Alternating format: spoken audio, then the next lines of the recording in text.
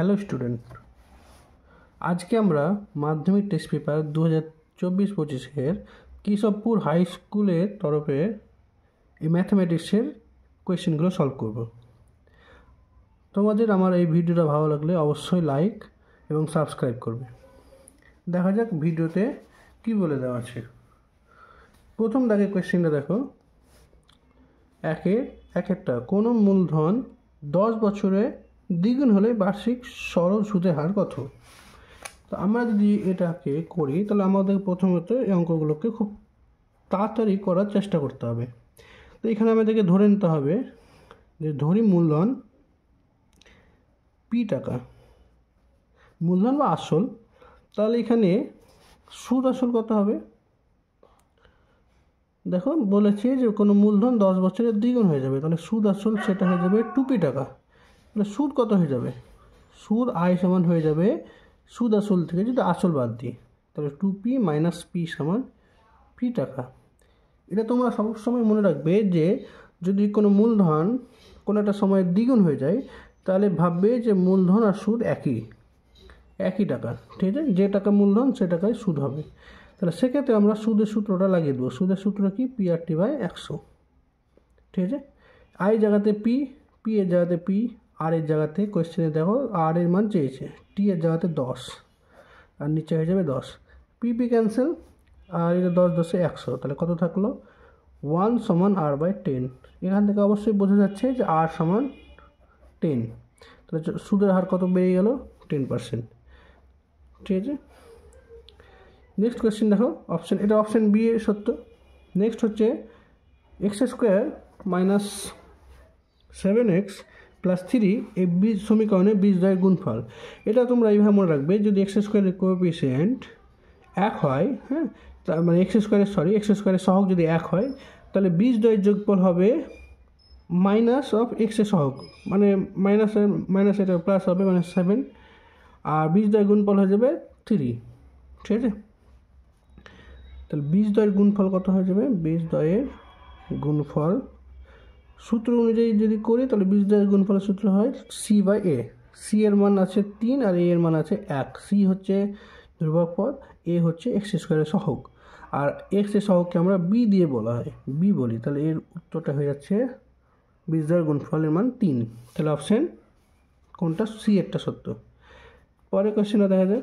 পরের কোয়েশ্চেনটা তোমরা দেখতে পাচ্ছ যে ও কেন্দ্রবৃত্তের এ বি ও সিডি দুটি জ্যা। আচ্ছা, আমি একটা বৃত্ত আঁকি, দুটি জ্যা সমান। এটা যদি ও কেন্দ্রবৃত্ত হয় যার দুটো জ্যা সমান, ধরে নাও এটা একটা জ্যা, এটা একটা জ্যা, তাহলে এ বি একটা জ্যা আর সিডি একটা জ্যা। তো এই জ্যা এর যদি জ্যা সমান হয়, আমরা একটা প্রপার্টি অবশ্য জানি যে সমান বৃত্তের জ্যা কেন্দ্রে সমান কোণ উৎপন্ন করে।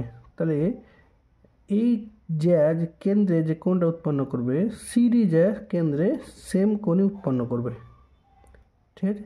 তাহলে কোয়েশ্চেনে দেখো এই কোণের কেন্দ্রে এই কোণের মান দেওয়া আছে 60 ডিগ্রি, তাহলে অবশ্যই বোঝা যাচ্ছে যে সিওডিও 60 ডিগ্রি হবে। তাহলে AOB সমান সিওডি সমান 60 ডিগ্রি। এটা সবসময় মনে রাখবে, সমান জ্যা বৃত্তের কেন্দ্রে সমান কোণ উৎপন্ন করে। তো দুটো জ্যা সমান হলে বৃত্তের কেন্দ্রে সমান কোণ উৎপন্ন করে। আবার এর বিপরীত কথাটাও সত্য, যদি কেন্দ্রে সমান কোণ উৎপন্ন করে তাহলে তাদের জ্যাগুলোর দৈর্ঘ্য সমান হবে। এক্ষেত্রে আমরা উত্তর পেলাম 3 option B 60 degree. Next question দেখা যাক, একটা লম্ববৃত্তাকার শঙ্কুর আয়তন অনুপাত 1:4, তাহলে ভূমিতলের ব্যাসার্ধ 4:5 হলে উচ্চতা কত? খুব সহজ অঙ্ক। এটা হচ্ছে 3, এটা 4। কীভাবে করবো আমরা? দেখো, লম্ববৃত্তাকার শঙ্কু বলেছে, তাহলে ভূমিতলে ব্যাসার্ধ দেওয়া আছে আর উচ্চতা চেয়েছে। তাহলে আমরা ধরে নেব যে শঙ্কু দুটির ব্যাসার্ধ এবং উচ্চতা যথাক্রমে কী হতে পারে? তাহলে ব্যাসার্ধের ক্ষেত্রে যদি বলি প্রথমটা ক্যাপিটাল আর ছোটো স্মল আর দিলাম, আর উচ্চতার ক্ষেত্রে বড়টা ক্যাপিটাল আর পরেরটা স্মল এইচ, ঠিক আছে?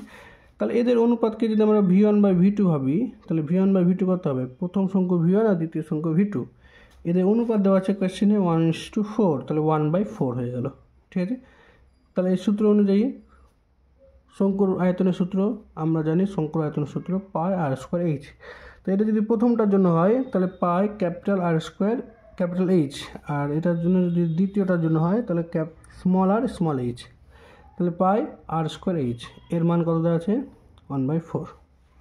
ঠিক আছে, প্রশ্নে কত দেওয়া আছে দেখো, প্রশ্নে ভূমিতলে ব্যাসার্ধের দৈর্ঘ্য অনুপাত দেওয়া আছে, মানে প্রশ্নে আর অনুপাত স্মল আর সমান দেওয়া আছে 4:5। এখান থেকে আমরা কী পাচ্ছি? আর বাই স্মল আর সমান 4/5, এটা আমাদের দেওয়া আছে, এটা বের করতে হবে। এখান থেকে আমাদেরকে এইচের মান বের করতে হবে। তাহলে দেখো পাই পাই ক্যান্সেল, এটাকে এইভাবে লেখা যাবে আর বাই স্মল আর তার square into h by small h সমান 1/4। Capital R by small r সমান আমরা কত পেয়েছি? 4/5, তাহলে এটা হয়ে যাবে 4/5 square into capital H by small h সমান 1/4। তাহলে capital H by small h সমান কত হয়ে যাবে? 1/4, আর এটা এদিকে আসলে উল্টে যাবে, মানে 5 স্কোয়ার বাই 4 স্কোয়ার। তাহলে কত পেলাম? এইচ অনুপাত স্মল এইচ 25 অনুপাত, এটা কত হয়? 4×4 16, 16কে 4 দিয়ে গুণ 64, তাহলে 25 অনুপাত 64। এটা দেখা যাক কোথাও আছে অপশানে। Option D is correct. পরেরটা দেখি, কোয়েশ্চেন নাম্বার 5। এটা কি বলেছে যে ট্যান আলফা সমান কট আলফা সমান tan alpha plus cot alpha সমান 2 হলে tan power 13 alpha plus cot power 13 আলফার মান কত? এইরকম কোয়েশ্চেন যদি দেওয়া থাকে যে tan alpha plus cot alpha সমান 2, তাহলে ভেবে নেবে যে ট্যান আলফারও মান 1 আর কট আলফারও মান 1, তো এখান থেকে 1 + 1 2 হয়ে যাবে। তাহলে ট্যান পাওয়ার 13 এর মান 1 আর কটের পাওয়ার 13 এর আলফার মানও 1 হয়ে যাবে, তো 1 + 1 এটার মান 2 হয়ে যাবে। এটা শর্টকাট ওয়েতে যদি আমরা প্যাটার্নটা বোঝার চেষ্টা করি যে কীভাবে হচ্ছে, তাহলে আমাদেরকে এখানে অঙ্কটা একটু কষতে হবে। ঠিক আছে, আমরা যদি 5-এর কোয়েশ্চেনটা টুকি, তাহলে এটা লিখতে হবে এরকম tan alpha plus cot alpha সমান 2। তাহলে এখান থেকে আমরা লিখতে পারি tan alpha plus 1/tan alpha সমান 2, কট আলফা সমান 1/tan আলফা। এখান থেকে ট্যান আলফা চলে আসবে কমন, বা বলতে পারি আমরা লসাগু। তাহলে এখানে ট্যান আলফার সাথে ট্যান আলফা গুণ হয়ে যাবে, তো এটা হয়ে যাবে ট্যান স্কোয়ার আলফা। ট্যান আলফাকে ট্যান আলফা দিয়ে ভাগ করলে হয় 1, আর 1কে 1 দিয়ে গুণ করলে হয়ে যাবে 1 সমান 2। তাহলে এখান থেকে কী পাচ্ছি? ট্যান স্কোয়ার আলফা প্লাস 1 সমান 2 ট্যান আলফা। ট্যান আলফাটা 2-এর সাথে গুণ হয়ে যাবে। এখান থেকে আবার কি পাচ্ছি? যে ট্যান আলফা তার square minus 2 tan alpha into 1 plus 1 square সমান 0, এটাকে লেখা যাবে সাজালে। তাহলে এটা a square minus 2ab plus b স্কোয়ারের সূত্র আকারে সাজানো হয়ে গেল। তাহলে এটা এর সূত্রটা কি? a মাইনাস b তার হোল স্কোয়ার, এর মান 0। তো ট্যান আলফা মাইনাস 1 তার হোল স্কোয়ার সমান 0। তো ট্যান আলফার মাইনাস 1 এর মান কত হয়ে যাবে? 0। এখান থেকে ট্যান আলফার মান পেয়ে যাবো আমরা 1। আচ্ছা, 1 কখন হয়? যখন ট্যান 45 ডিগ্রি হয়। তো ট্যান π/4 এর মান 1, অতএব আলফা সমান আমরা বলতে পারি π/4 বা 45 ডিগ্রি। এবার তো মানটা বসাতে পারি, অতএব বা এটাও যদি রাখি তবুও হবে ট্যান আলফার মান 1। ঠিক আছে, তাহলে ট্যান আলফা 13 কত আছে? 13 আলফা প্লাস কট 13 আলফা, এর মান চেয়েছে। দেখো ট্যান আলফাকে আমরা লিখতে পারি ট্যান আলফা পাওয়ার 13, আর কট আলফা পাওয়ার 13কে আমরা লিখতে পারি 1/tan আলফা পাওয়ার 13। ঠিক আছে, ট্যান আলফার মান কত পেয়েছি? 1, বসিয়ে দাও। 1 পাওয়ার 13 প্লাস 1/1 পাওয়ার 13। এবার 1-এর পাওয়ারে যাই থাকুক না কেন তার মান কত হয়? 1। তাহলে 1 + 1 = 2। তাহলে অপশান 2 ইজ কারেক্ট। ঠিক আছে, তাহলে এটা কোনটা উত্তর হলো? Option B, 5A-B। 6টা দেখা যাক। 6টা খুব সহজ। যদি কোনো তথ্যের রাশি তথ্যের গড় 20 দেওয়া হয়, আর যদি কোনো সংখ্যা প্রত্যেক তথ্যের সাথে যোগ করা হয়, তাহলে গড়ও তত সংখ্যাটা বেড়ে যাবে। যদি 4 বাড়ানো হয় তাহলে আমাদের গড়ও 4 বেড়ে যাবে। তাহলে প্রথমে গড় ছিল 20, প্রত্যেক তথ্যে 4 বাড়ানো হয়েছে, তাহলে গড় হয়ে যাবে 24। তাহলে option B is correct. Next, শূন্যস্থান পূরণ দেখা যাক। আমরা এই অঙ্কগুলো খুব শীঘ্রই করে নেব। এক ব্যক্তি ব্যাংকে 100 টাকা জমা রেখে দিলেন, 2 বছর পর সমূল চক্রবৃদ্ধি পেলেন 121 টাকা। তো সুদের হার কত? এটা খুব সহজ, সমূল চক্রবৃদ্ধি সুদের সূত্রটা লাগিয়ে দেবো, অঙ্কটা হয়ে যাবে। দেখা যাক কী করে করা যায়। এখানেই হয়ে যাবে যদি আমরা চেষ্টা করি। দেখো এখানে হচ্ছে 2 এর দাগের 1-1টা, ঠিক আছে। তাহলে এখানে আসল কত দেওয়া আছে, আমরা ছোটো করে লিখে দিচ্ছি যে আসল পি সমান 100 টাকা, ঠিক আছে। সময় এন সমান কত দেওয়া আছে, 2 বছর, ঠিক আছে। আর সুদের হার চক্রবৃদ্ধি হার বের করতে হবে। চক্রবৃদ্ধি হার আমরা ধরে নিলাম এটা আর, ঠিক আছে। সমূল চক্রবৃদ্ধির সূত্রটা কি? সমূল চক্রবৃদ্ধি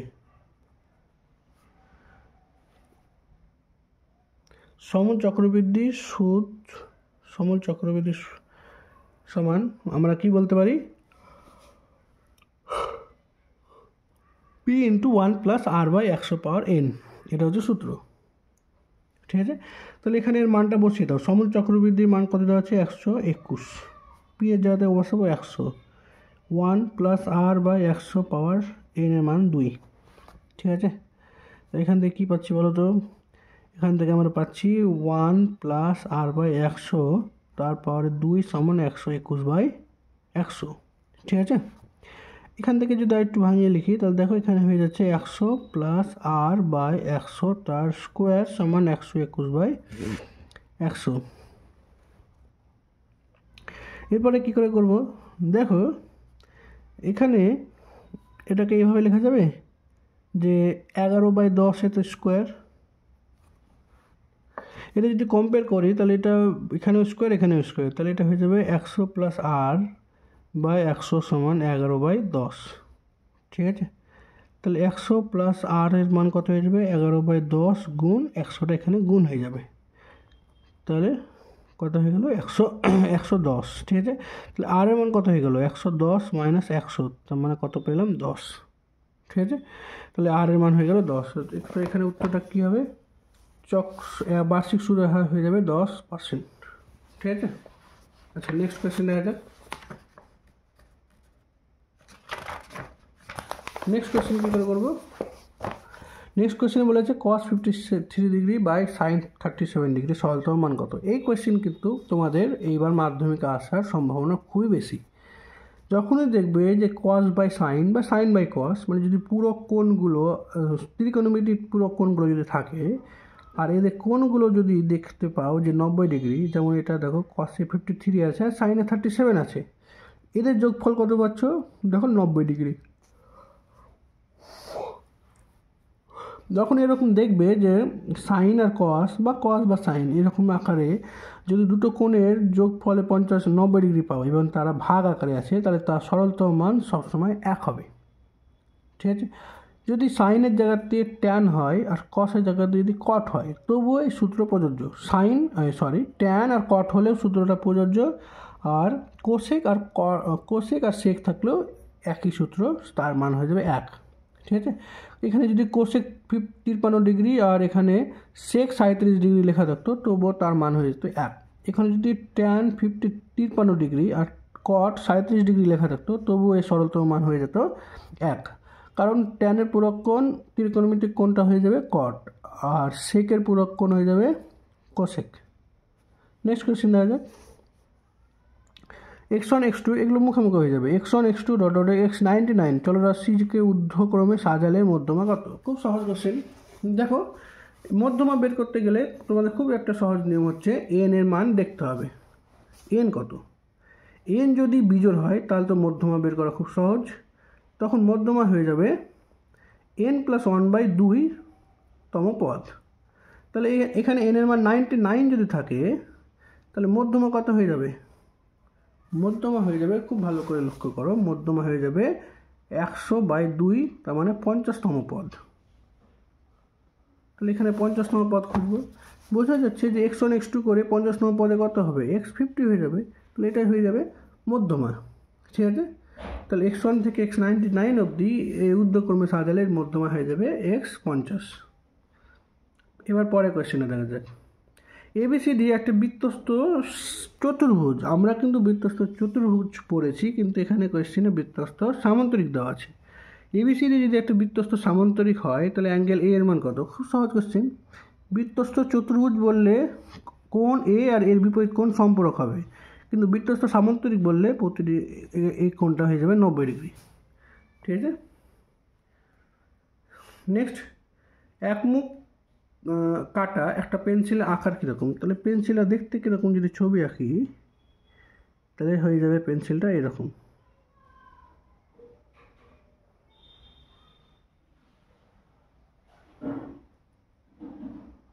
এই রকম পেন্সিলটা, তাহলে এটা হচ্ছে চোঙ আকৃতি, এটা শঙ্কু আকৃতি। তো সেটাই চেয়েছে না, একমুখ কাটা একটা পেন্সিলের আকার কেমন? চোঙ ও শঙ্কুর সমন্বয়। তাহলে এখানে উত্তর হয়ে যাবে শঙ্কু।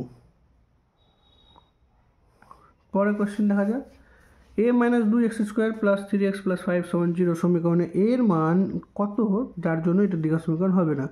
আচ্ছা, আমরা কি জানি যে x² সহগ যদি নট ইকুয়াল টু 0 হয় তাহলে দ্বিঘাত সমীকরণ হবে, আর যদি ইকুয়াল টু 0 হয়ে যায় তাহলে দ্বিঘাত সমীকরণ হবে না। তাহলে এক্ষেত্রে যেহেতু হবে না বলেছে, তাহলে x² সহগকে আমরা 0 করার চেষ্টা করব।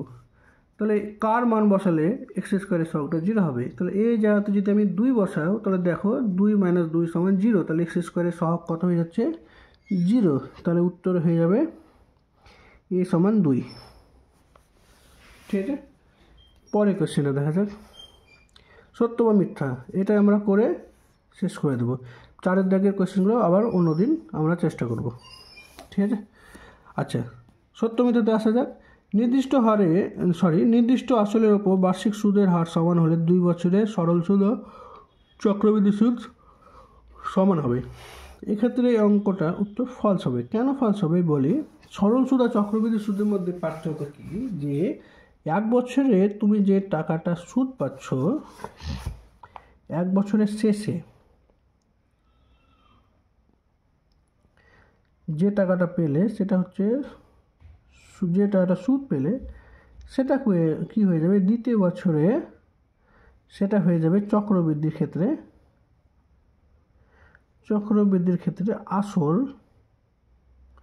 আসল কি হয়ে যাবে জানো? দ্বিতীয় বছরের ক্ষেত্রে আসল হয়ে যাবে P + I।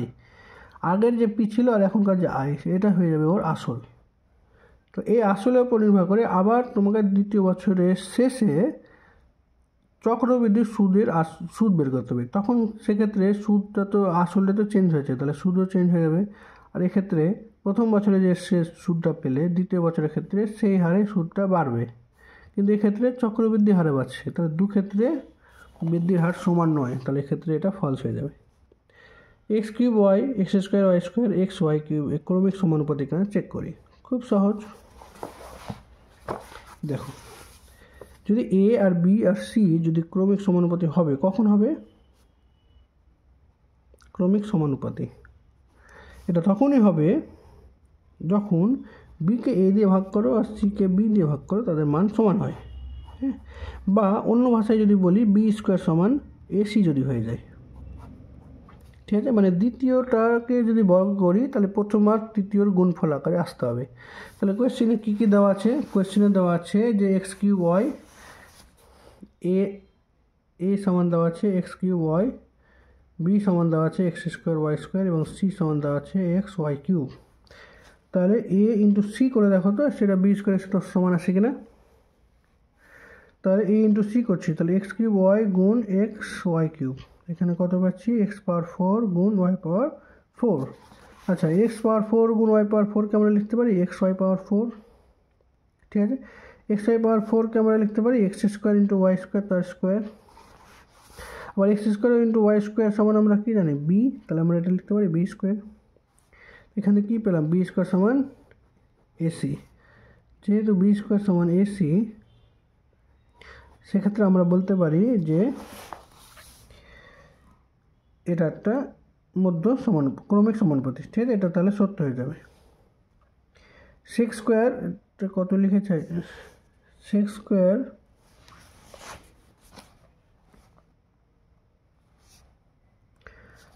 27 ডিগ্রি। আচ্ছা, sec² 27 degree minus cot² 63 degree, এর মান কত?